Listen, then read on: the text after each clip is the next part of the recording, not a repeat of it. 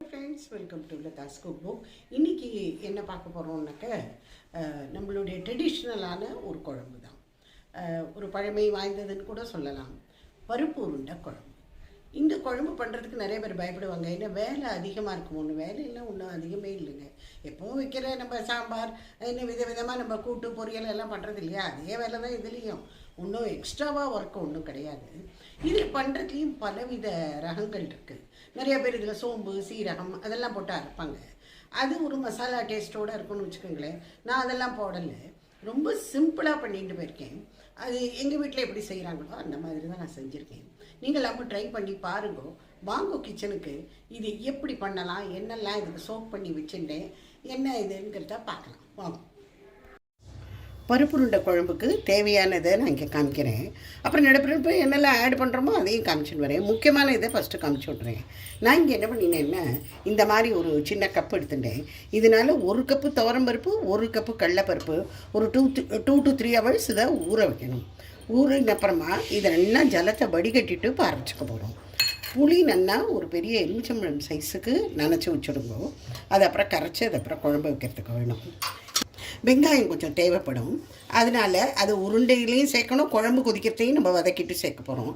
அதனால் 1 அல்லது 2 வெங்காயம் நம்ம நல்ல பொடி பொடியாக இதில் இது பண்ணி வச்சுடலாம், நல்லா நறுக்கி வச்சுடலாம். இதில் நறுக்கிறது ரொம்ப ரொம்ப ஈஸி.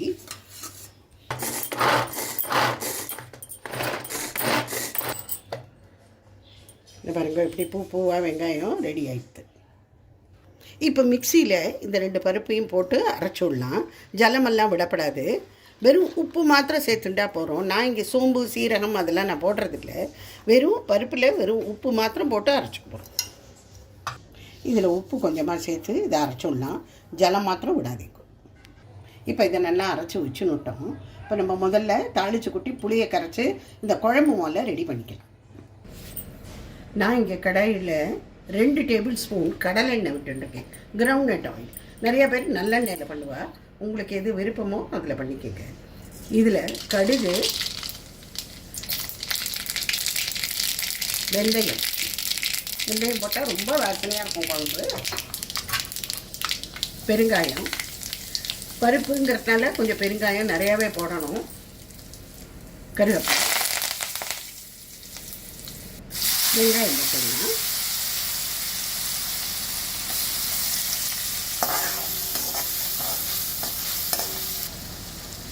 மஞ்சப்பொடி, சாம்பார் பொடி கொஞ்சம், காரப்பொடி கொஞ்சம். இந்த புளியை கரைச்சி வச்சுருக்கோம் இல்லையா, அதை ஊற்றிடுவோம். இப்போ இதில் உப்பு சேர்த்துடலாம். நம்ம பருப்பு அரைக்கும் போது பருப்பு உருண்டைக்கு தனியாக போட்டிருக்கோம். இது குழம்புக்கான உப்பு. இந்த பருப்பு பாருங்க அரைச்சிட்டோம்.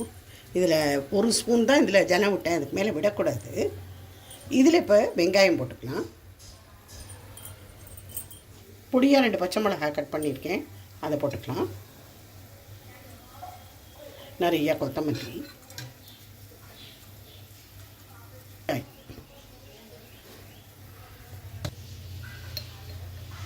கொஞ்சமாக மஞ்சப்பொடி போட்டு இதை நல்லா பிசைஞ்சுடணும்.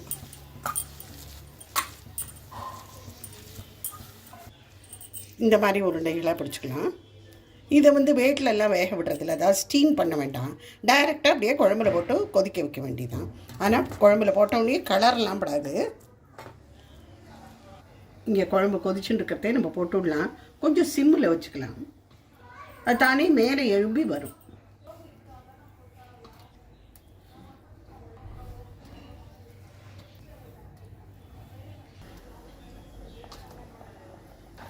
கொதிச்சு இப்போ பாருங்க, ஒரு 5 மினிட்ஸ்லேயே இந்த உருண்டையெல்லாம் மேலே எழும்பி வந்துடும். இப்போ பாருங்க, எல்லா உருண்டையுமே இப்போ மேலே எழும்பி வந்துடுது. ஒன்று கூட உடையவும் உடையாது. அப்படியே 1 2 உடஞ்சி போனாலும் உங்களுக்கு குழம்பு கொஞ்சம் ரிச்சாக இருக்கும். அவ்வளோதான். பாருங்க, பருப்பு உருண்டை குழம்பு ரெடி ஆகிடுது. சூடான சாதத்தில் நெய்யோ எண்ணெயோ உங்களுக்கு எது இஷ்டமோ அதை போட்டுன்னு அதை ஊற்றின்னு சாப்பிட்லாம். சாதமெல்லாம் நம்ம வச்சு சாப்பிட்டுட்டே இருக்க வேண்டியதான். என்ன, இந்த குழம்பு அவ்வளோ டேஸ்டியாக இருக்கும். பண்ணுறது ரொம்ப சுலபம் தாங்க, ஒன்றும் அதிக வேலை கிடையாது. பருப்பு உருண்டை குழம்பு ஜோராக ரெடி ஆகிடுது. நீங்கள் எல்லாமும் பண்ணி பார்த்துட்டு எனக்கு ஃபீட்பேக் கொடுங்க, இந்த மெத்தட் எப்படி இருந்ததுன்னு. இது ரொம்ப ரொம்ப சாஃப்டாக இருக்கும். இந்த பருப்புலாம் இருக்கே, இந்த உருண்டையெல்லாம் போட்டிருக்கோமே, அப்படியே இது ஒரு ரசமலாயி குலாப் ஜாமுன் கணக்காக இருக்கும். அவ்வளோ சாஃப்டாக இருக்கும், கெட்டியெல்லாம் இருக்காது. சில இதெல்லாம் வந்து ரொம்ப கெட்டியாக போயிடும், அந்த மாதிரிலாம் இருக்காது. சூடான சாதத்தில் நான் இங்கே நல்லெண்ணெய் ஊற்றின்னு இருக்கேன். நல்லெண்ணெய் ஊற்றினா ரொம்பவே நல்லாயிருக்கும். இந்த சாதத்தில் குழம்பை போட்டுக்கோங்க, பருப்பு உருண்டை ஒன்று போட்டுக்கோங்க.